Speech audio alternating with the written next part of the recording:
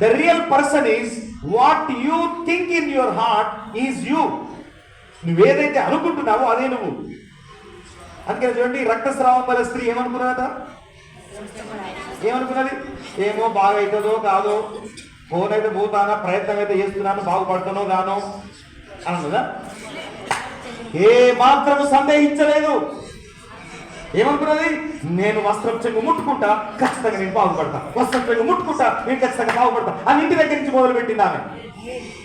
బయట కూడా లేదు. Just she was thinking in her mind. తన మనసులో అనుకుంటా ఉందట, నేను ఖచ్చితంగా ఈ రోజు బాగుపడతాను.